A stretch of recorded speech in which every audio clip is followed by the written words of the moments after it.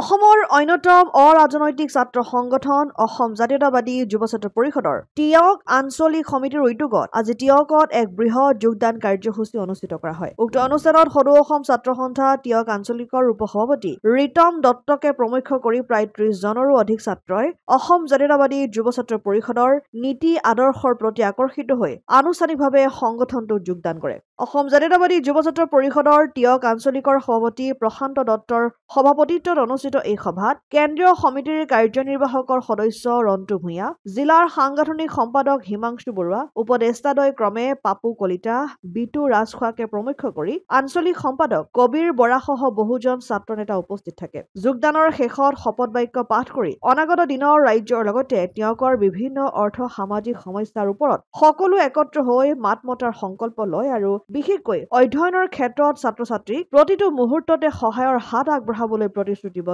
হয় সংগঠনটোৰ পুৰণি সদস্যসকল।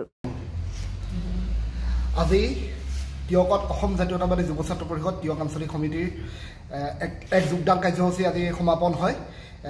অসম জাতীয়তাবাদী যুৱ ছাত্ৰ পৰিষদৰ লক্ষ্য উদ্দেশ্যৰ প্ৰতি আকৃষ্ট হয় টিয়ক আঞ্চলিক ছাত্ৰ সন্থাৰ প্ৰাক্তন উপ সভাপতি ৰীতম দত্তকে প্ৰমুখ্য কৰি প্ৰায় ৩০ জনৰো অধিক ছাত্ৰকৰ্মীয়ে আজি অসম জাতীয়তাবাদী যুৱ ছাত্ৰ পৰিষদ টিয়ক আঞ্চলিক সমিতিত যোগদান কৰে আৰু অসম জাতীয়তাবাদী যুৱ ছাত্ৰ পৰিষদৰ লক্ষ্য উদ্দেশ্যৰ প্ৰতি সন্মান জনাই তেখেতসকলে আমাৰ ইয়াত যোগদান কৰে আৰু আমি আশা ৰাখিছোঁ তেখেতসকলক লৈ অনাগত সময়ত টিয়ক আঞ্চলিক সমিতিখন আৰু অধিক গতিশীল আৰু অধিক শক্তিশালী হ'ব।